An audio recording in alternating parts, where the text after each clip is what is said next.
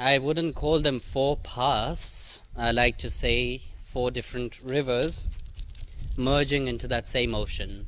So when we talk about four yogas, we talk about Bhakti Yoga, Jnana Yoga, Karma Yoga, and Raj Yoga or Kriya Yoga, whatever you want to call it. Can everyone hear, or should I be slightly more louder? Cool. So these are not four different paths. These are the same path. They're the same united paths, which are like few rivers flowing into that same ocean, merging into that same ocean. For context, who don't know the words, let me just simplify it for you. Bhakti Yoga is what we are going to do now. Singing, enjoying, immersing ourselves into that devotional music, sound, all this sound healing and listening to music. It's a way of different ways of how we take things. Like me personally, if I am slightly angry or in some different moods, for me, instead of wasting my mouth and saying something bad to someone, I like to listen to music and go for a drive. So we all have our own ways to deal with certain things. And instead of going, we all have two paths, as you might know. One is satsang and one is kusang. Sang means gathering. So this, what we have, is a sang. If you put sat in front of it, sat, the literal meaning of sat means truth.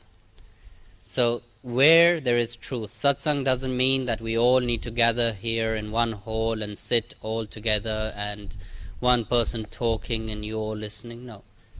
Satsangs can happen in individual homes, at your places, at a restaurant, at a cafe, at an airport, wherever you want can become satsang. But it depends on what is the context of the talk. If you guys are having a beautiful, positive talk, a nice conversation, something related to truth or spirituality, that becomes satsang. The other sang, the other gathering is kusanga. So you just put sat, that becomes satsang. You put ku, that becomes kusang. Kusanga means negative talks or negative aspects or these type of way of living. As humans, we are more drawn towards negativity than we are drawn to positivity. That is our human nature. That is something that is inbuilt in our system. So it is for us to change it, but that's the programming which we came in with. Because if there is in one corner few people sitting and talking about something beautiful, nice, nature, spirituality, anything, and in another corner there are some nice gossips going on, I think we will want to go to the gossips because that's more juicy, We get more juice out of that than we will get here. Technically not, but our human mind will think that. So we'll be more drawn towards those energies because that is something that boosts us. There's more to do in there, Here there's just some talk, yeah, it goes in our mind or it doesn't. There we all will have our own comments. Then in India we call it masala. We add masala in a chai, we add some spices. So that gossip starts with, for example, 5 words. One person will add 2 more words till that conversation or that sentence reaches the 10th person. That's how gossips work. It's like wildfire. That 3 to 5 words turn into 3 to 5 sentences with our own addition, with our own things that we want to add, that ingredients which we think that will make that more juicy. So instead of going towards that side, it's more helpful for our inner peace. That's the topic which I was given. Inner peace and, what was it? Inner peace and happy life, joyful life. The problem is we all are searching for peace. We all talk peace, peace, peace, peace. We all have that peace within us. It's just for us to realize it. If it's really there, it is, but we need to realize it that it is. Because we all look for external peace. We all having that external peace, that temporary joy, that Joy which is there but it's not long lasting. We get that from parting, which is also kusanga, because you will enjoy your night, you will have fun, you will dance, you'll drink, and what? In the morning you'll forget absolutely everything, you'll feel the hangover and you'll feel really bad. So that's temporary happiness which we get from that few hours in that night. Next day you feel miserable.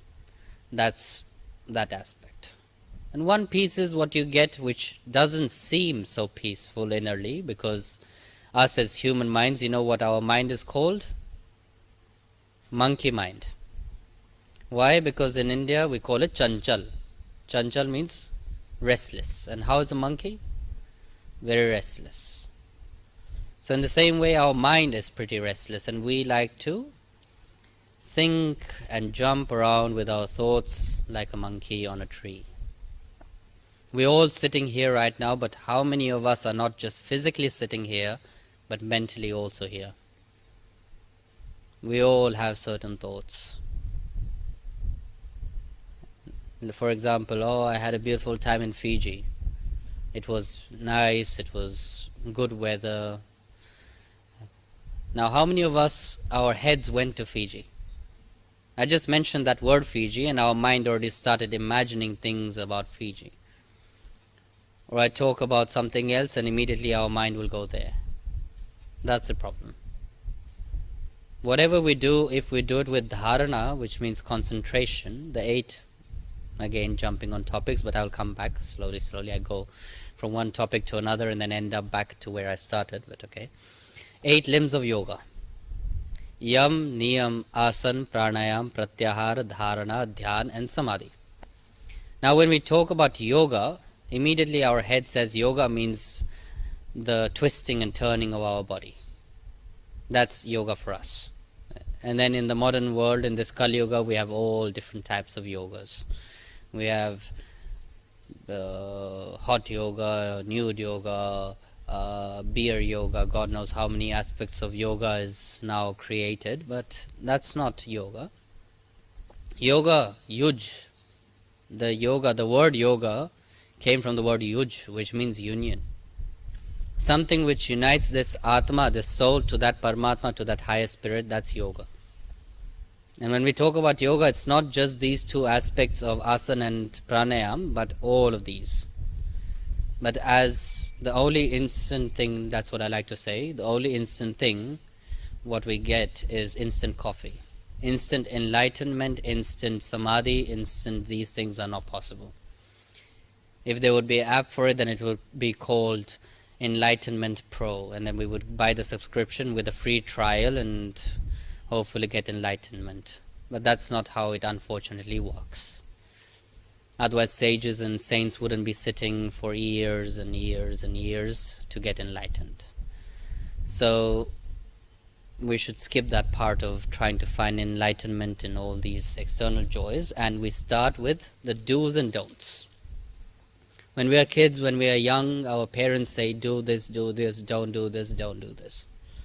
And even when we are young, immediately we are drawn towards negativity, because when the parents say don't do this, that's the thing that the kid wants to do. We all did that. When we were young, we all went through that phase. And some of you are still young there. But I think, except these 2, I am the youngest one here. So, cool. But what I like to say is that doesn't matter from where we get some knowledge, we should always get it. It doesn't matter if it's young, old, son, daughter, friend, brother, sister, teacher, anywhere. From anywhere, if we can get any type of knowledge which is resourceful for us, we take it. That's why we have 2 years, between this big brain, there are 2 years, not between, but between those 2 years there's this big brain. You know why we have 2 years? We take information from here and then we throw it out, right? We take information here, we process it, and then what we like, we take, what we don't like, kick it out on the other side. But it doesn't matter. There's no harm in listening. There's no harm in getting something new, because even it doesn't need to be new. Maybe whatever I'm speaking, you might have heard it 100 times in your life, or even many times from Swamiji, or many times from other books, or wherever. But revision is also very important. When we do our mala once and done? No, we do our mala every single day. Why? Because repetition, it's very important. Even if we know that knowledge and we are hearing it again, maybe there's something new that we can learn. Maybe there's something new that we didn't hear the last time, which we can hear this time, and it goes inside our brains. So do's and don'ts are the first. So yam and niyam are the do's and don'ts. Very simple. Not stealing, no harming. When we say no stealing, doesn't mean you go and rob a bank and that's stealing. No. If we steal someone's time, that's stealing. If we steal someone's energies, that's stealing. When we say about ahimsa, non-violence, we think, okay, we are vegetarian, we are not cutting, chopping animals, ahimsa paramo dharma, done, sorted. No. Non-violence, when we say bad things to others, that's also violent. When we say bad things to ourselves, that is also violence. I am not good enough, starting to compare ourselves to others, self-hatred instead of self-love, that is also violence. Then comes asana and pranayam. Yam, niyam, asana and pranayam. Asanas are the ones which you are attending here or at your homes or other yoga classes where you do asanas, when you are stretching your body and doing these things. Then pranayam is when you do the breathing techniques. After asana pranayam comes pratyahara, dharana and dhyana. Dharana is very important. Concentration. When we are meditating, first we experience basically all three of them. Dharana, dhyana and samadhi, maybe for a slight cusp of a second. But dharana, concentration, that's what we were talking about earlier, that when we are sitting here, our minds are not here. If we are eating, our minds are not in eating. If we are at school or if we are at work, our minds are not there. Our minds are 100 places except that place where we are supposed to be. If we are here, we are all enjoying satsang, but no. Did I leave my gas on? Did I leave my light on in my home? Did I lock my house? Did I lock my car? Is my dog fine? Is my cat fine? And 100 billion other things that we will find to distract our mind then to be here right now. When we eat, why do parents say no phones on table? Exactly, that's the reason. Because we are not present with our family. We are not present with our friends. Nowadays, when I go out to eat with my friends or someone, when I go get invited to someone's house or whatever, sitting there, most of us, we are on our phones, and then one hand is eating and then scrolling and eating and scrolling. Now, someone told me recently how to, like in iPhones always I had that option, you put it on silent but it still vibrated. Now I found a setting that the vibrations are also off. So for the past 2 months even vibrations are gone. So feels much better.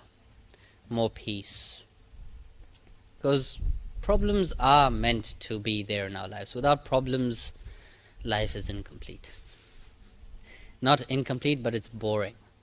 If everything would be perfect, then what? What would we do? Boring. So that's why we get problems. And you know from where problems come? From our own mind. We create those problems. No one else is giving us problems. We are creating one scenario. To solve that scenario, we are creating 10 more scenarios. Till you end up solving the 10th scenario, you are already on the 100th scenario which you created in your mind, which may or may not, most of the time may not exist and may not even happen. But our mind will create those scenarios for us to worry about because we do not like peace, because peace is boring. When we go to London, they would say, in it, right? So, in it is boring. So that's why instead of trying to find this external peace, try to find that peace within. That peace is there, just need to realize it. Then after concentration, if we are here, concentrate here. If you're using your phone, social media, be on it, no worries. But there's a time. Kal and Desh. Kal means time and Desh means place or space. So there's always a time and place to do whatever is necessary to do at that time and place. If we are here, we are here. If we are eating, we are eating. If we are sleeping, we are sleeping. If we are using our phone, we are using our phone. Whatever we do, concentration, important. Then comes dhyan. Dhyan is when you go to that meditative state after concentrating on something. So when we go to that meditative state, or when we do meditation, we bring our awareness, we remove all the other layers, we remove all those external layers, stop worrying about everything else, blah blah blah, all that. Then you come to dhyan, when you go to that deep meditative state where all these external things do not matter, where you don't feel how you're sitting, where you don't feel the pain in your legs and in the back or anywhere else, because we sit and then our butt hurts and our legs hurt and our back will hurt and then our neck will hurt and then our concentration will go there. When we remove all those layers, then we go to that slightly deep meditative state.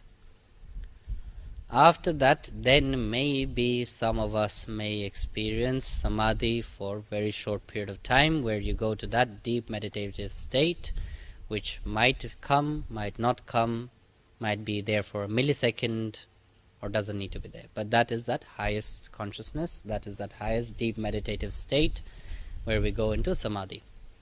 And then Mahasamadhi, perfect. For context, Mahasamadhi means when saints die, then we don't say they died, but we say they attained Mahasamadhi. That's the best. One day we all will go. Nothing is permanent, but the problem is attachment. We are attached to so many things, especially ourselves. Why is attachment not good? Because that is what is holding us back. We're attached to our clothes. I was attached to my beard and hair last year, that's why I cut it off, now I don't have it. So we all are attached to certain things. But when we let go, we feel so much relaxed, we feel so much peace, because then what? Example, hair, I cut it off and it will grow again. In India we say ghar ki kheti hai, which means it's Ghar ki kheti, how will I explain that in English? It's a grass which grows in the field, so it will grow again. But the problem is not hair. We are attached to emotions, we are attached to people, we are attached to materialistic objects, we are attached to many other things.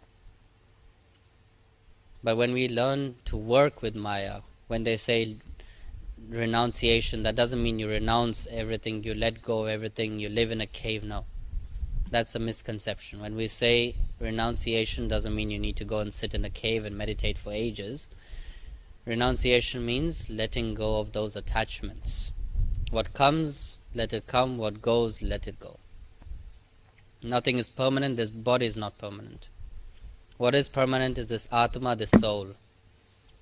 And in the same way, when we open the closet in the morning and finding the clothes, and then we say we don't have enough, and then we buy new ones, but that's a different topic.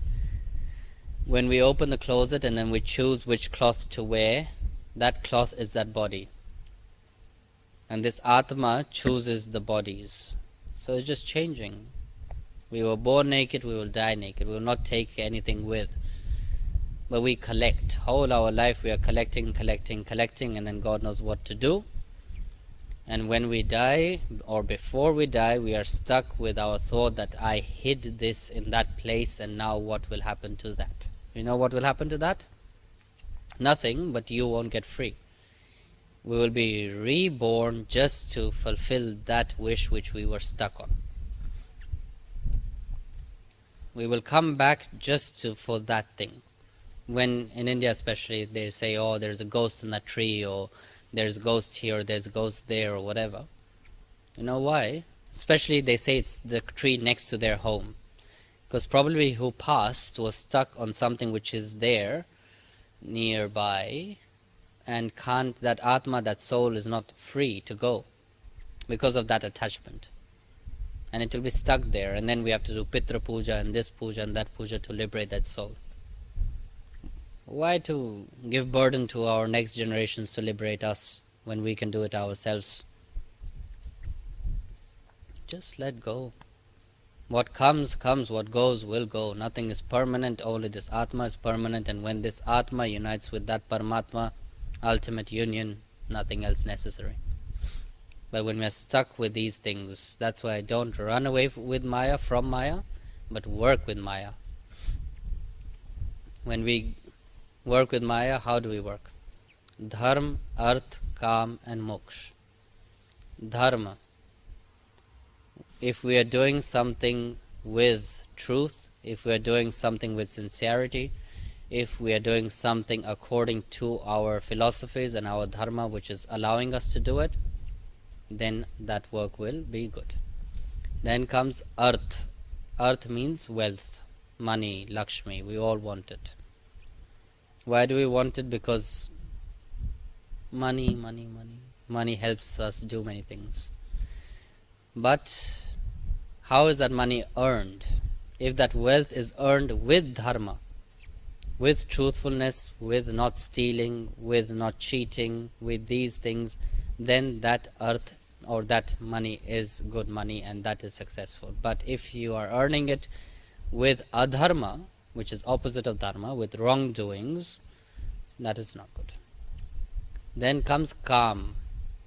Whenever we hear Kam, that word Kam, we immediately go to that sexual preferences. Oh, Kam means lust. No.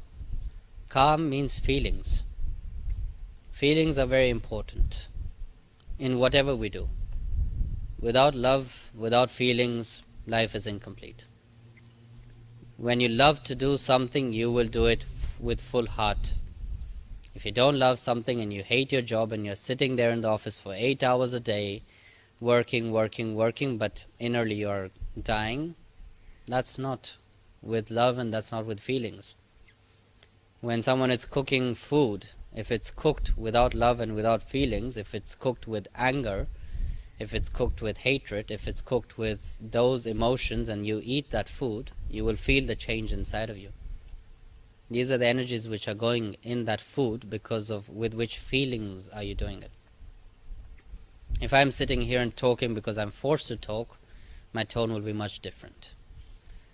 And if I'm sitting here because I love to sit here and talk and I love what Gurudev is doing and what he wants me to do, then that's a different thing. Then they flow through me. Then doesn't matter how much I prepare before coming here, I absolutely say something different.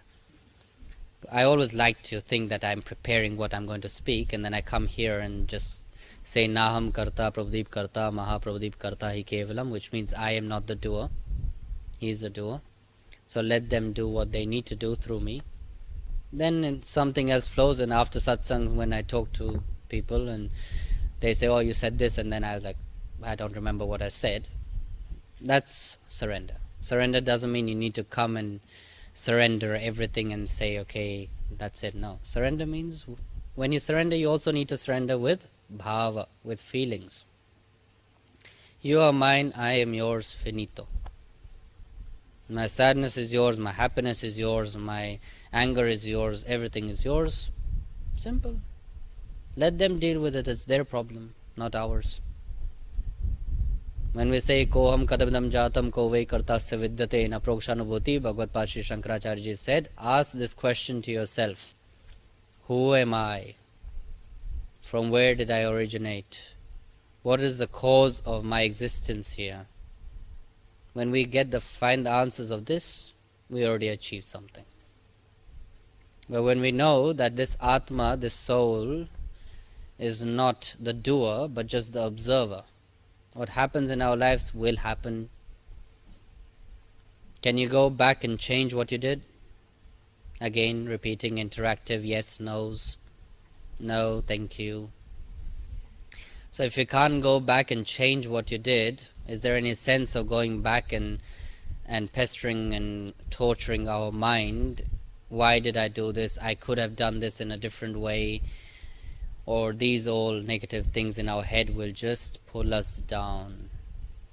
So if we can't change, what we can do is, if we wouldn't make mistakes, we wouldn't be humans, we would be gurus and superhumans and gods and whatever. But if we are making mistakes in our lives, good job, we are humans.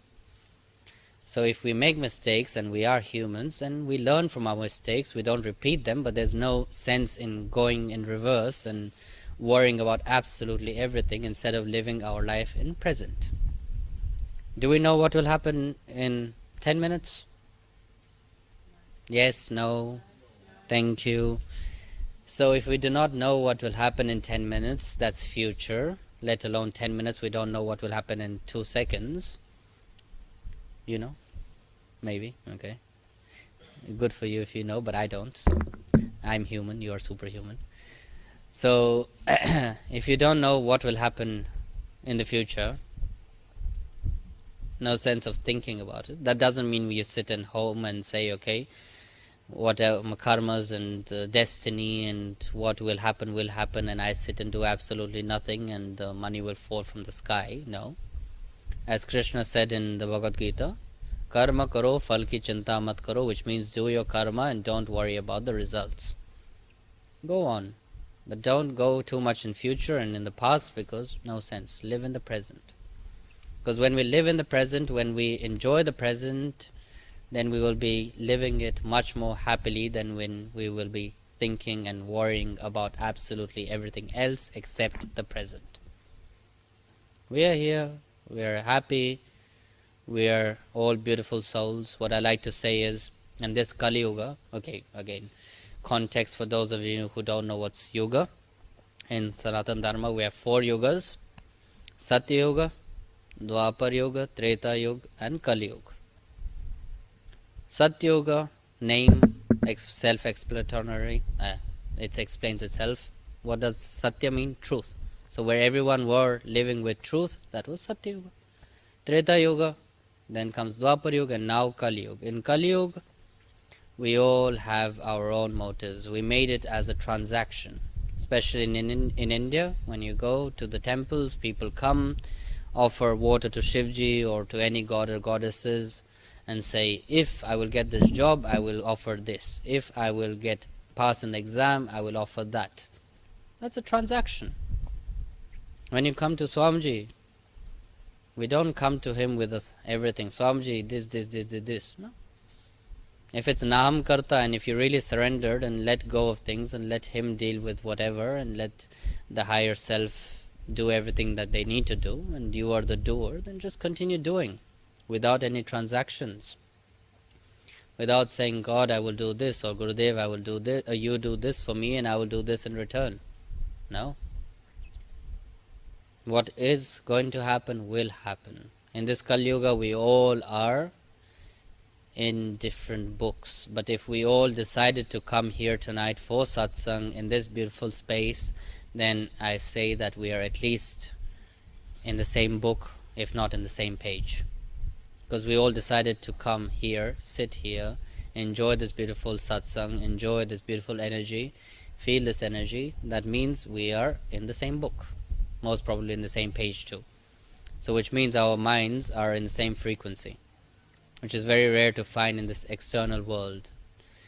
As soon as you step out of the ashram, you will feel that chaos, you will feel that disorderly world outside. You step out, it feels completely different. Why? Because ashrams, or even your home, where there's positivity, those energies or those places which are consecrated with those divine energies, immediately you can see that change within yourself. Immediately you can feel the change in the atmosphere, and you can see and feel that peace inside and outside. Not only that you don't hear the cars driving, but even the mind goes peaceful. Why? Because these spaces have been, we say Guru Charano mein sat tirat hai, wo Ved Purana gaate hai, which means all the pilgrimages, everything are residing in the lotus feet of Gurudev. So where the lotus feet of Gurudev has come, that place already is blessed. And when Gurudev is sitting within our hearts, we see, okay, Swamiji is not here, physical presence, yes. Physical presence of a person or of a guru is very important. But when he always said in every lecture or most of the lectures, you are mine and I am yours. That's it. He is within our hearts and we are within his hearts. Simple as that. And when we realize that that is inside of us, we just need to look within. And when we ask with purity of heart, and when we ask with feelings, with love, we will get the answer from somewhere. There are many questions which we ask. You will see that as soon as you realize that, automatically the answers will come from someone, from a friend or from anyone, and you will answer that questions which you have been asking yourself for a quite long time. But for that, trust is important, faith is important. It doesn't mean blind faith when I say faith, that you go and follow someone. When someone says that I am the best and there's no one better than me, run. That's not true spirituality. True spirituality means come, test, experience. If you like it, continue. Don't like it, no problem. There's no harm in going and checking something out. There's no harm in sitting and experiencing something which brings us joy. There's no harm in sitting and enjoying that beautiful space which is created in ashrams. It may feel at times when you're new and you have no clue what's going on, orange guys sitting in front and all sitting on the floor and God knows what to do and no clue what they're singing and what they're doing, and it feels like a cult. I got that in New Zealand, that's why I am now very much clarifying it, that it's not. Spirituality means come, feel, enjoy, live. That is true yoga. When we all come, unite, feel that united energy, feel that atmosphere which we feel, that is true yoga. Unity, harmony, peace, love, that is yoga. Not when you say, I am the best. When as soon as this I, it's me, myself and I, what's that? Any guesses? Ego. When I ask, do you have enemies, what is your answer? Those of you who heard my lectures, please do not reply. When I say, do you have enemies, what would your answer be?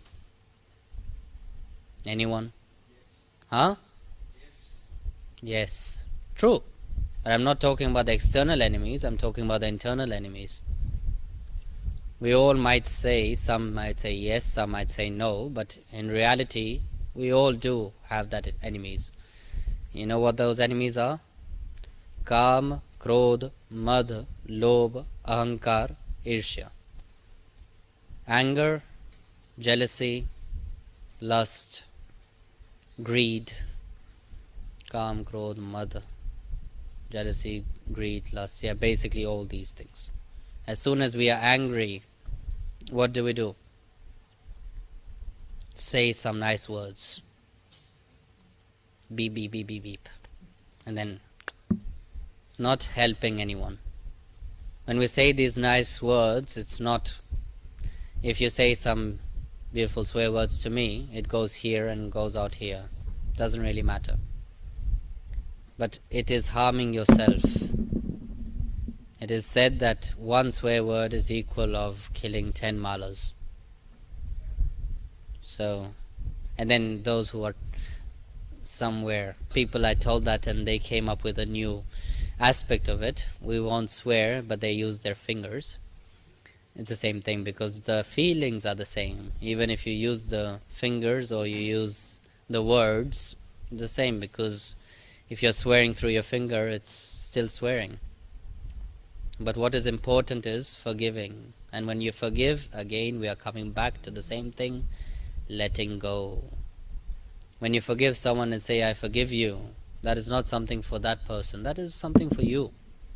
For ourselves, when we say, I forgive you, that, and if we really do, not just say it for the sake of saying it, but if we really mean it, we will feel that peace.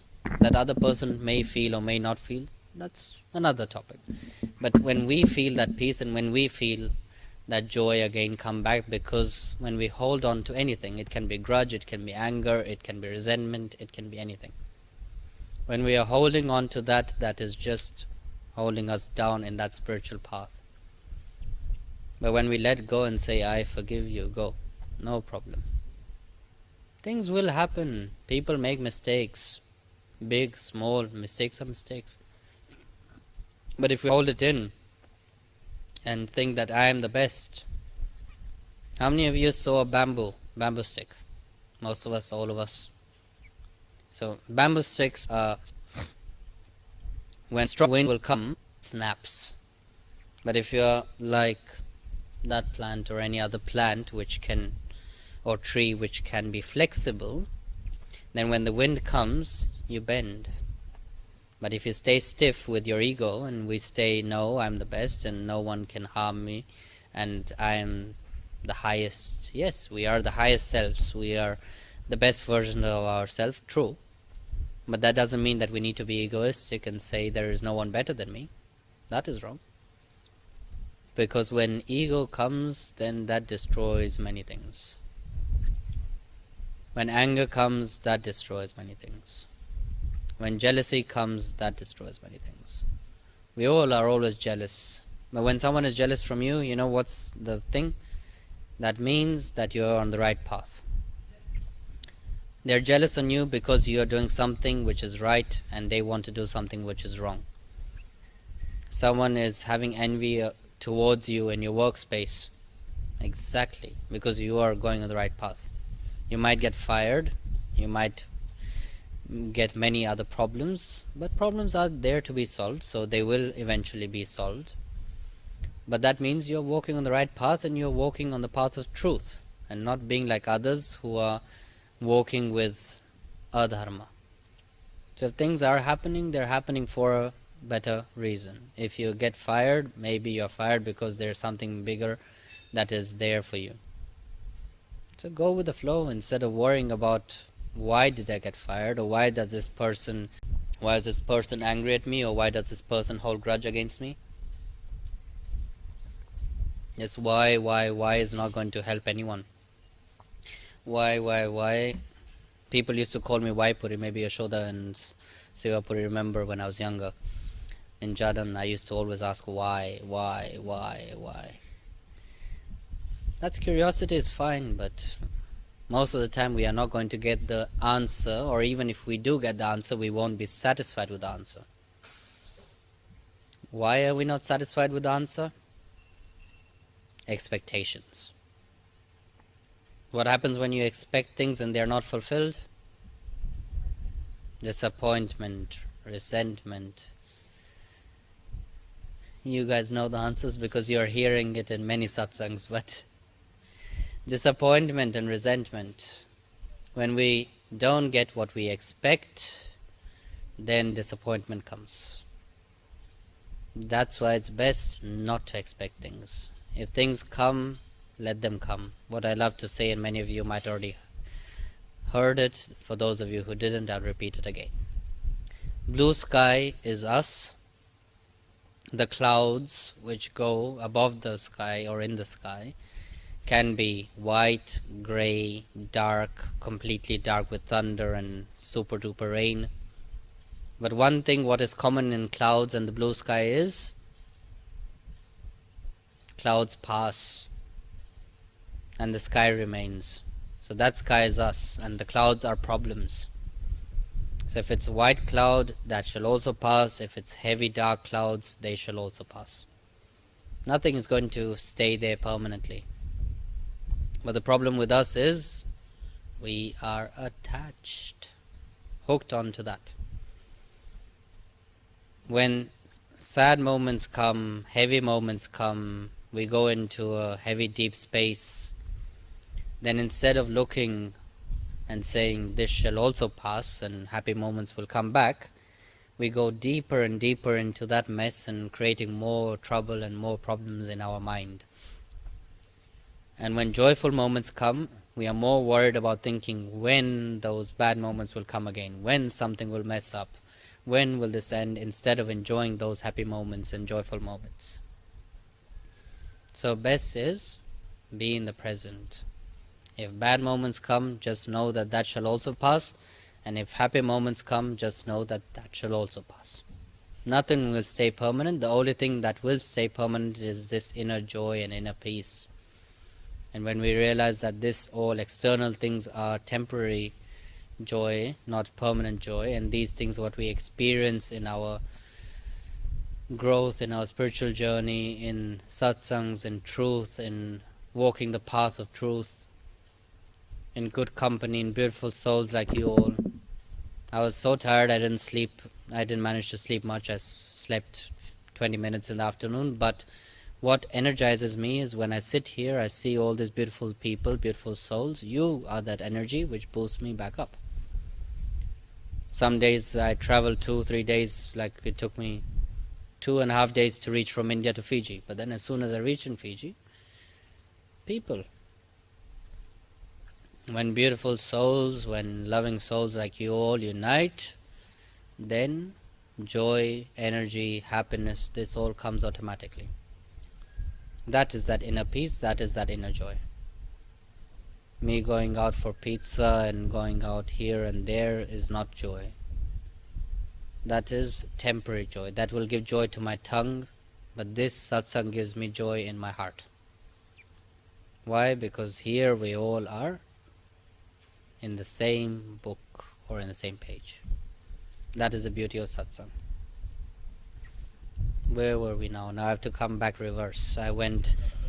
We talked about the 8 limbs of yoga. Bhakti, yes, Bhakti Yoga. That's from where we all started. Then the second one is Jnana Yoga. When we read books, scriptures, any type of knowledge, when that knowledge is going within us, that is Jnana Yoga. Then comes Karma Yoga. Those of you who come and lived in Jordan are fully aware of Karma Yoga, because that is something that we are famous for, or Swamiji is famous for. You come to Jordan and immediately you get clean the toilets. Why? Because that is not to degrade you or bring you down, but that is bringing you down from your ego boost. We all go on some nice trips, but sometimes our ego goes also on an ego trip. And that's the problem. When we think that we are higher than this. Then when you come, the literal meaning of ashram in Hindi means means come, shram means work. So the literal meaning of ashram means come and work. Why? Because that is burning our ego, that is burning those things which are being boosted up in our worldly world. It's not to bring you down in any other way. But what is important is, again, with which bhava, with which feelings are you doing it? We say seva dharmo paramo dharma, which means seva dharma is the highest dharma. Service. Seva means service. But if it's done with expectations or without expectations. If we are doing cleaning the beach and removing the plastic and then having cameras around us, that is not service. That is not selfless service. That is, we are expecting recognition. We are expecting something in return. If something is going on Insta and Facebook, that is for followers, that is for recognition.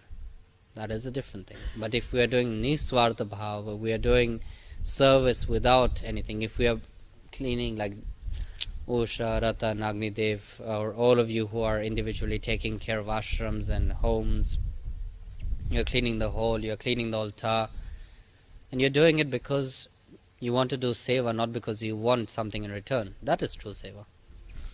Not because you're doing it because someone is watching, or you're doing it, or you have the broom in your hand and someone walks in the door and then you start brooming. That is not true seva. True service is when something is done without expecting anything in return. When it's done with love, when it's done with purity of heart. We keep our body pure by having a shower, but we need to also keep the inner self pure. And what helps us purify those inner things? Letting go of all these things, kama, krodha, mada, lobha, all these things what we were talking about. I always say that the neighbor's grass seems always greener. You know why? Because we don't know how much pesticides that the neighbors use on their grass to make it look green. Our grass may seem patchier, our grass may seem not so green, but at least we know that it is grown and it is done with purity and love, not with pesticides. We have a bicycle, the neighbor will have a motorbike, we want that. Then what? We get the motorbike, he will have a car. We get a car, he will get a Rolls Royce. You will get a Rolls Royce, he will move up to a helicopter. You will get a helicopter, he will go in private jets. Never, but it depends on, do we need it or do we want it? There's a difference in wanting. Most of the time is we want it, not need it. There are many things when we want something and not need it. And especially also with food. Nice, good food in front of us. We go there, we serve our plates. We take more because either then we get fear. Fear of what? FOMO, fear of missing out? No. Fear of that it will get finished, fear of not getting a second serve, or whatsoever. And then we put so much in the plate, and most of the time we don't eat it. It's different if you're Swamiji or someone who can give prasad and then someone else eats it, but it's different if the food goes in the bin. Most of the time our tongue and our eyes will want more, but our belly doesn't need more.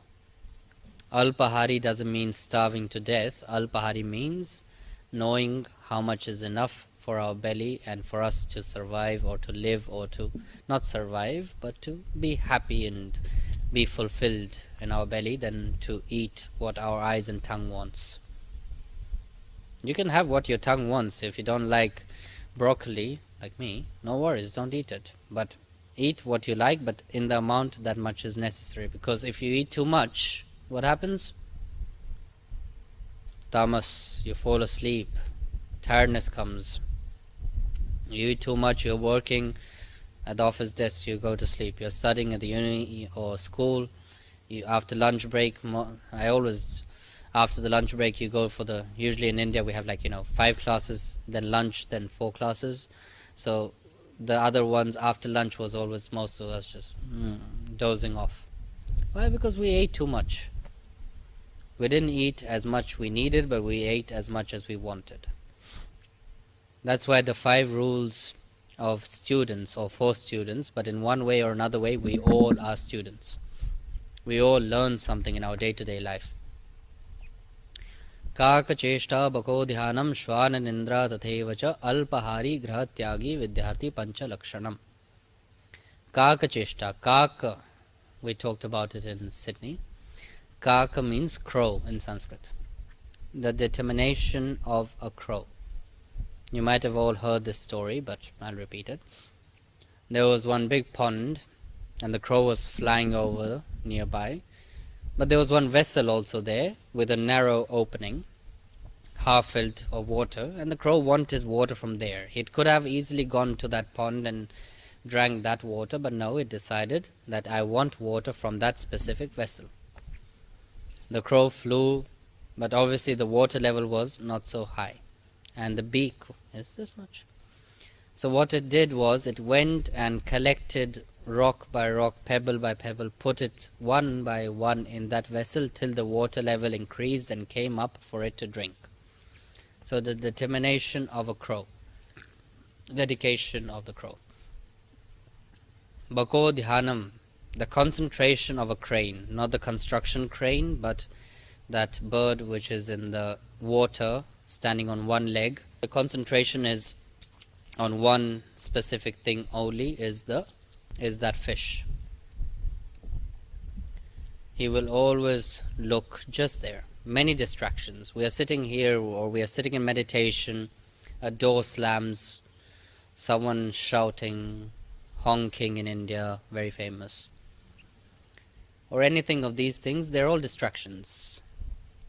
In our meditation we will have distractions. Here in satsang someone comes, I look there, that's distraction. In our office we'll have distractions. Biggest distraction is this.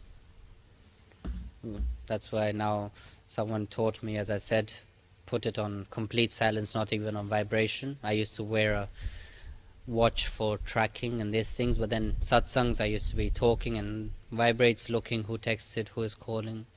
So I switched back to old style and use this for tracking. So you see, flow with Maya. Maya doesn't mean you need to renounce everything and you can't wear things which are useful, but this things are tracking your health or tracking your sleep or whatever, something which is useful for your life, use it. Sitting in caves will not help anyone. People ask me at airports or here and there, you're a monk? I was like, yep. You fly? I was like, yeah. You drink coffee? I was like, yeah. Why? Because they're okay. What's the harm in flying? It's not Satyuga where we are all sitting in caves and can't do anything. Kal and Desh, again, time and space. I can't swim from India to Australia. If I want to go and talk and spread the divine message and the divine light of Mahaprabhuji and Gurudev, I will need to fly. Simple. People see me driving in cars. Oh, you drive in cars? Yes, I do. It's faster, it's more convenient, you know. Go with the flow. You can't expect these things. It's how you live inside, it's not how you live outside. If you live with that inner peace and that joy inside, it's fine. If you renounce everything, but renounce what? Renounce Maya? Or renounce these feelings which we have inside of Kama, Krodha, renounce anger, renounce jealousy, renounce these things. That is true renunciation. Renouncing doesn't mean you can't live in the world. True renunciation means when you let go of these inner things, not external things. When you have everything, when people say, can money buy happiness? I have a few friends and they have everything. One day I asked him, because he bought a new car and then he said, let's go for a drive. I was like, cool. I sat in the car and I asked him, are you happy? Yeah, I have everything. God's grace. I have car, I have house, I have everything. I was like, are you truly happy? What do you mean? I was like, can you sleep in the night? Yeah, I do, but then I get colds and this and that, and I was like, So I don't think your money is helping you in getting that peace, because you might have everything, but don't have anything inside. Or you might not have anything in the external materialistic world, but have everything within. And that is that happiness, not that happiness which you can buy with money, but the happiness which you can get from other things, the happiness which you can get from meditation, the happiness which you can get from mala, mantra. All these tools which Gurudev has given us are everything that we need. All the knowledge we need are in everything. You read every time since I was born basically, I'm listening and singing all the bhajans, but nowadays actually I'm not only singing it, but I'm concentrating and reading them, and not only reading them, but understanding them. And every time I repeat that bhajan, there's something new that I can learn from it. There's a new aspect which I see. When you go in meditation, there's always something new that you experience. When you do your mala, there's always something there. These are all fuel for our living. This is all something that is helping us in our spiritual growth. Mala is not something that is bounding us towards something, but mala is a tool which is helping us move forward in our spiritual journey. Satsangs are something that is helping us ground ourselves and bring us down after flying high in the sky. Like today I fly. Well, there are many things. So when you come down, when you relax, when you ground yourself, when you become one with your inner self, that is that joy which we're looking for, not this external joys which we get from external materialistic things. Let's have one bhajan and then we see what comes.